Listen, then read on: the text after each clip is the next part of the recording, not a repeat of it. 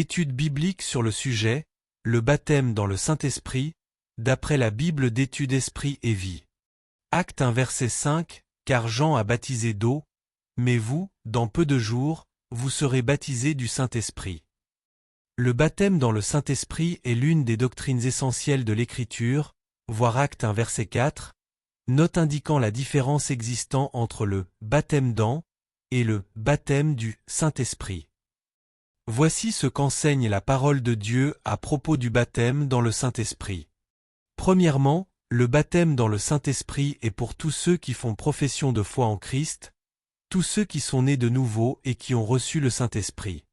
Deuxièmement, l'un des principaux buts de la mission de Jésus sur terre était de baptiser ses disciples dans le Saint-Esprit, Matthieu 3 verset 11, Marc 1 verset 8, Luc 3 verset 16, Jean 1 verset 33.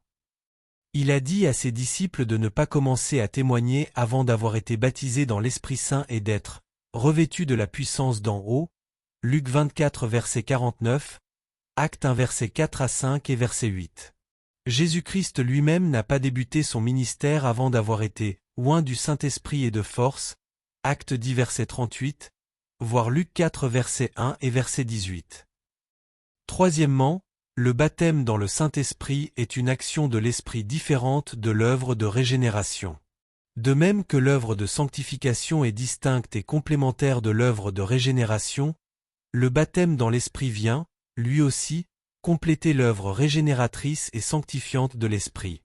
Au jour de sa résurrection, Christ a soufflé sur ses disciples et a dit « Recevez le Saint-Esprit » Jean 20 verset 22, indiquant ainsi que la régénération et une vie nouvelle leur étaient maintenant accordées, voir l'article sur la régénération des disciples.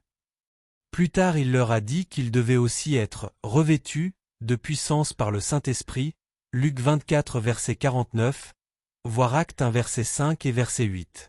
Pour les disciples, c'était clairement une expérience post-régénération, voir Acte 11 verset 17, note. Une personne peut donc être régénérée et avoir reçu l'Esprit Saint sans toutefois avoir été baptisée dans le Saint-Esprit, voir Acte 19 verset 6, note. Quatrièmement, être baptisé dans l'Esprit signifie être rempli de l'Esprit, voir Acte 1 verset 5, 2 verset 4.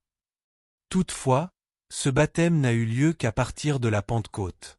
Pour ce qui est de ceux qui avaient été remplis de l'Esprit avant la Pentecôte, par exemple, Luc 1 verset 15 et verset 67, Luc n'utilise pas l'expression « baptisé dans le Saint-Esprit ». Cette expérience n'allait avoir lieu qu'après l'ascension de Christ, Luc 24 verset 49 à 51, Jean 16 verset 7 à 14, Acte 1 verset 4. Cinquièmement, dans le livre des Actes, le parler en langue selon que l'Esprit donne de s'exprimer est le signe initial visible qui accompagne le baptême dans le Saint-Esprit, Acte 2 verset 4, 10 versets 45 à 46, 19 verset 6. Le baptême dans le Saint-Esprit est si intimement lié à sa manifestation visible que le parler en langue est considéré comme la norme lorsqu'une personne est baptisée dans le Saint-Esprit, voir l'article sur le parler en langue.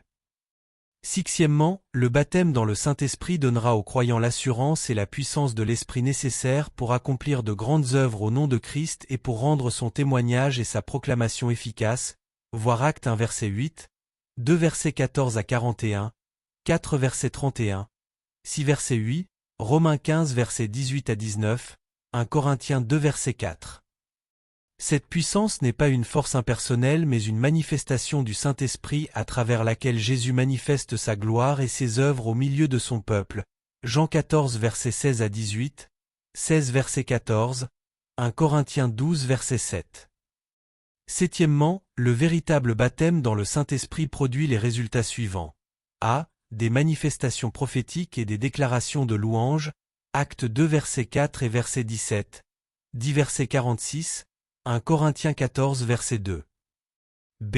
Une sensibilité accrue au péché qui attriste le Saint-Esprit, une plus grande recherche de la justice et un sens plus averti du jugement de Dieu contre l'impiété, voir Jean 16 verset 8, note, Acte 1 verset 8, note. C. Une vie qui glorifie Jésus-Christ, Jean 16 verset 13 à 14, Acte 4 verset 33. D. De nouvelles visions, Acte 2 verset 17. E. Une manifestation des divers dons de l'Esprit, 1 Corinthiens 12 versets 4 à 10. F. Un plus grand désir de prier, Actes 2 versets 41 à 42. 3 verset 1, 4 versets 23 à 31, 6 verset 4, 10 verset 9, Romains 8 verset 26. G. Un plus grand amour et une meilleure compréhension de la parole de Dieu, Jean 16 verset 13, Actes 2 verset 42, et H. Une meilleure prise de conscience que Dieu est notre Père, Actes 1 verset 4, Romains 8 verset 15, Galates 4 verset 6.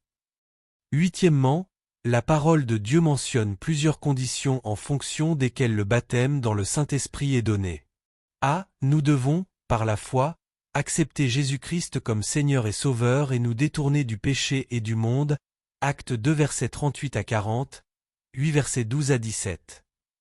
Ceci implique un abandon de notre volonté à Dieu, à ceux qui lui obéissent, dans Actes 5 verset 32.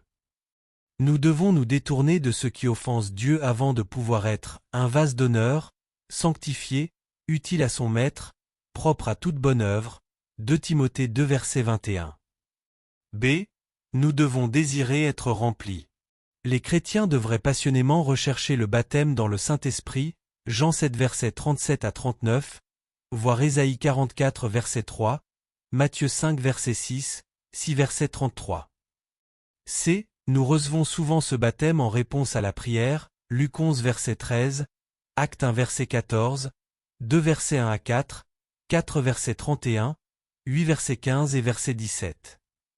D. Nous devons nous attendre à ce que Dieu nous baptise dans le Saint-Esprit, Marc 11 verset 24, Actes 1 verset 4 à 5. Neuvièmement, le baptême dans le Saint-Esprit est entretenu dans la vie du croyant à travers la prière, Actes 4 verset 31, le témoignage, Actes 4 verset 31 et verset 33, l'adoration dans l'Esprit, Éphésiens 5 verset 18 à 19, et une vie sanctifiée, voir Éphésiens 5 verset 18, note. Toutefois, l'expérience initiale de l'Esprit chez le croyant a beau avoir été spectaculaire, si elle ne s'exprime pas au travers d'une vie de prière, de témoignage et de sainteté, alors elle finira par dépérir peu à peu. Dixièmement, le baptême dans le Saint-Esprit est une expérience unique dans la vie du croyant. Celle-ci lui permet de se consacrer à l'œuvre de Dieu grâce à un témoignage puissant et à une œuvre de justice. La Bible enseigne qu'il peut y avoir de nouvelles effusions de l'Esprit après que le croyant ait été baptisé dans le Saint-Esprit, voir Actes 4 verset 31, note, voir chapitre 2 verset 4, 4 verset 8 et verset 31, 13 verset 9, Éphésiens 5 verset 18.